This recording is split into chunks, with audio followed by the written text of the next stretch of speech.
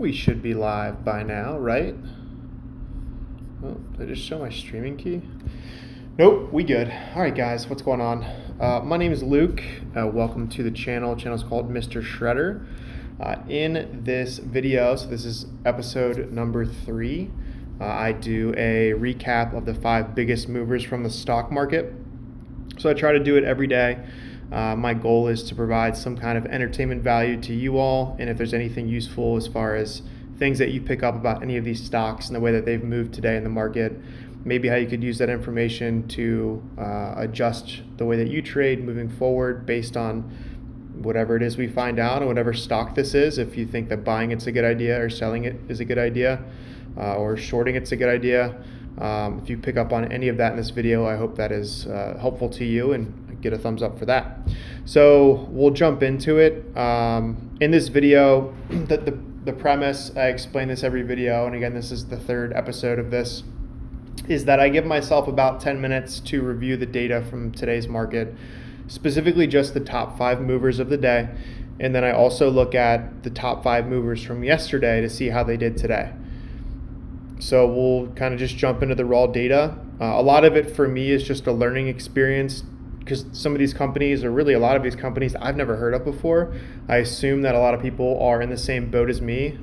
This is strictly for entertainment purposes only. I'm not like a certified financial analyst or planner. I'm not a professional trader. I do this for fun. I do this as a hobby. I hope to provide entertainment to you all, and if I can learn something in the process or teach you anything in the process, that is also an added benefit of doing this. But I'm certainly not an expert at this at all, so I'm definitely learning as I go and trying to get better at trading the stock market. So we'll review yesterday's 5 biggest movers. The first one was Kodak. So Kodak made the list 2 days in a row, on Tuesday and Wednesday of this week. So they closed yesterday around 33.20, I believe. Yeah, 33.20 a share. They opened the day this morning in aftermarket trading. They went way up. They opened today at 43.60 per share, and they closed the day at 29.83 per share. So from just intraday trading today, they were down 31.5%. But if you look at what they closed yesterday at and what they closed today at, they were down only about 10%, so significantly less. But if you had bought first thing this morning when it was at its high, you would have lost over 30%. Kandi Technologies is the Chinese car company, electric vehicles, that's bringing a couple vehicles to the U.S. So they opened today's trading market at $16.50 per share. They dropped down to $8.66 per share at close today. So they dropped 47.5% today, which is pretty huge. And again, that was the number 2 mover from yesterday. So they were up 140% yesterday. They were down 47% today. The 3rd biggest mover from yesterday was Tupperware Brands. They were up 67.5% today. Yesterday, up 67%. Today, they were up 4.5%. So they opened the day at $14.85 per share, and they closed the day at $15.52 per share. So up 4.5% today. The 4th big mover from yesterday was OnDeck Capital. They were up yesterday 64%, and again up today 6%. So that is an open price today at $1.32. So they dropped in aftermarket about 5 cents, and they went up and ended the day at $1.40 per share. So would not invest in them. They are being acquired by a company called Enova for $1.38 per share. So the price of this stock should be $1.38 per share. If it goes below it, it could be a good opportunity to buy a few shares and make a couple pennies per share. But if it goes above it, you certainly don't want to buy that stock. So the last one from yesterday to review is called Sonoma Pharma. So they were down less than 1% today. They opened the market at $8.88, and they closed the day at $8.80. So they were pretty flat. Yesterday they ended the day at 980, so in aftermarket trading they dropped about $1. So from close yesterday they were certainly down, but as far as the day just today, from when they opened to close, they were down less than 1%. As far as the five movers from yesterday, I think that Sonoma Pharma is one to keep an eye on. I think Tupperware is one to keep an eye on. I think Candy is one to keep an eye on. And I do genuinely think that, at least in the short term, Kodak is a stock that is going to slide backwards to probably less than $20 a share pretty quickly. Could be a good opportunity to short or do some options trading with a put. We'll jump into today to review the market. So today the Dow overall was down 226 points, which was a 0.85% day in the red. So again, not the worst day. The last 3 days have been negative 0.77%, positive 0.61%, and then a negative 0.85% today. The five big movers were Precipio Inc., Taoping Inc., Liminal Biosciences, Edessa Biotech, and Mogu Inc. So we'll start from the top. The big mover for the day was a company called Precipio Inc. They are a cancer diagnostics lab. They were up absolutely massive today, 469%. So they started the day at $1.23 per share, and they ended the day at $7 per share. However, they are sliding backwards in the aftermarket already, so down 17%. The big news for them today that was a catalyst to move their price up so much was that they partnered with a company called ADS Biotech to distribute their now FDA-approved COVID-19 antibody test. There's a Harvard study, I believe, that showed estimated need of at least 5 million tests across the United States on a daily basis, I believe is what it said. And right now the U.S. only has about 200,000 to 300,000 available per day. So this could be really big news for Precipio if they are going to be a major supplier of COVID-19 tests, and there's that big of a discrepancy with what's available and what we need in our country. I mean, they could be potentially selling millions of these tests every day for the next who knows how many years. So I would definitely keep my eye on Precipio moving forward. They are a company that is in the negative traditionally, so not a profitable company. They've kind of slowly drifted down in price over the last 5 years. I've assumed they've just continued to dilute their shares, which means they issue more shares to raise capital to keep the business going. So every time they do that, their shares get less and less valuable. So over the last 5 years, it's like a steady decline. They haven't really made any money. But if they have a COVID-19 test again, that's in high demand, they could be a company to keep an eye out for. The second biggest mover of today was called Taoping Inc. They are a company based out of China that does cloud-based platforms and big data solutions. They were up 332% today. So they started the day around $2 per share and got as high as almost $9 per share. Or I should say they ended the day at almost $9 per share. But aftermarket trading has them sliding backwards, so they're down 15% in the aftermarket. The reason that they were up today is not necessarily one that would make me want to invest in them. They did a 1 for 6, I guess is how you would say that, a reverse split. So in a typical stock split, if you own one share of a company, you would get 2 shares.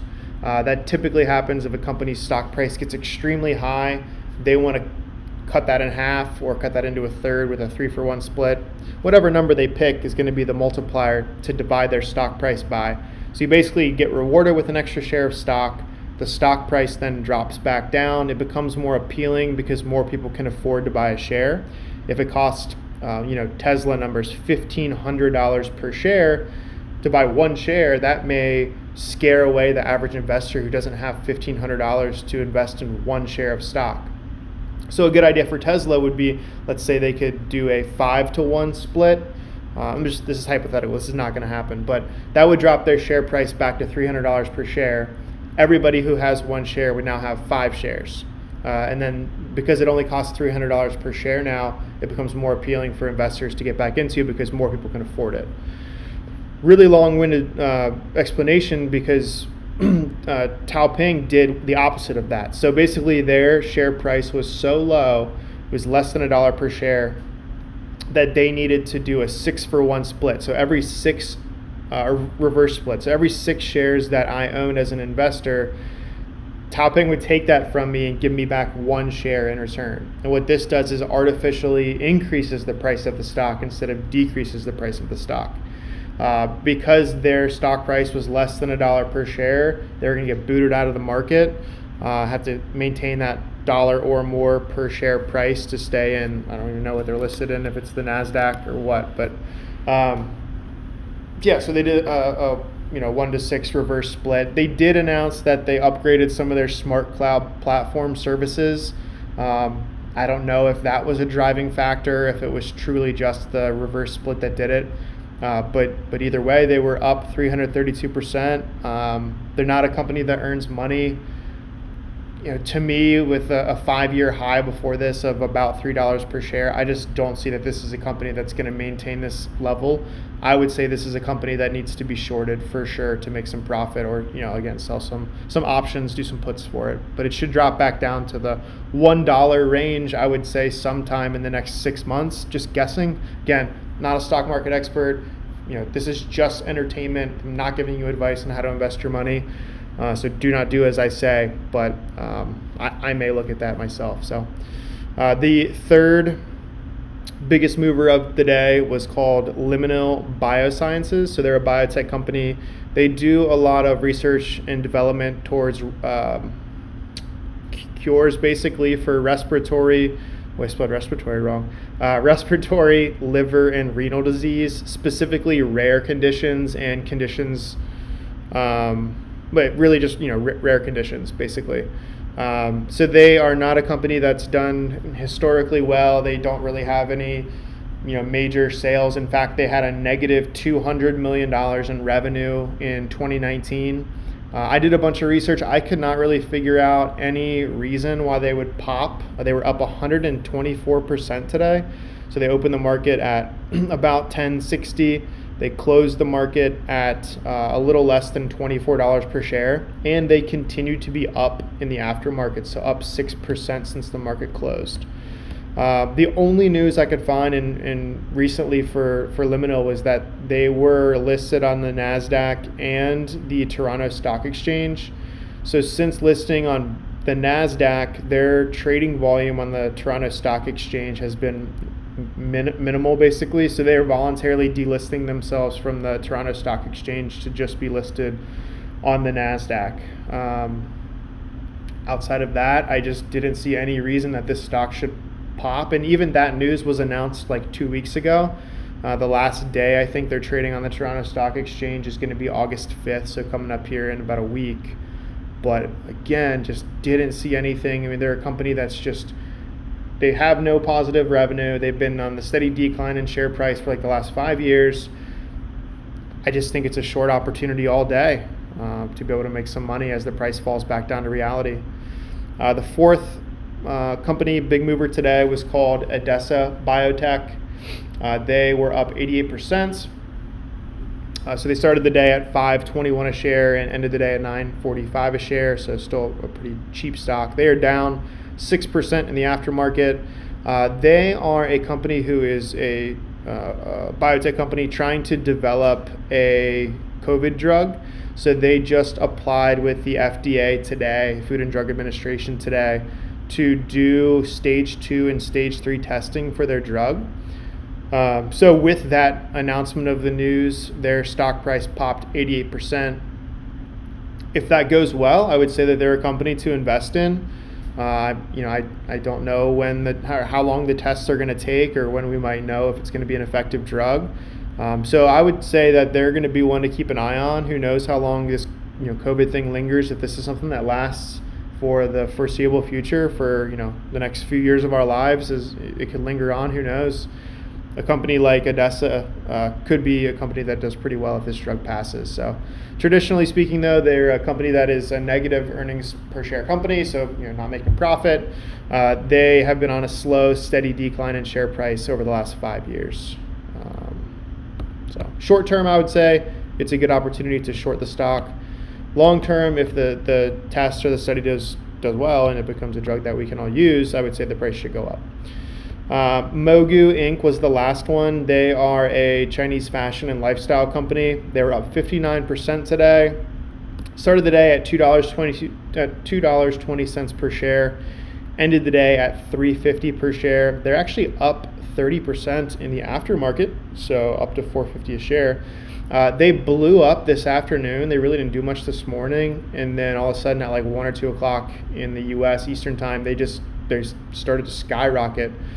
They did not have any significant news that I could find today. They are a company that does not earn money. In fact, they are extremely bad at making money. They had a negative $2 billion plus earnings in 2019.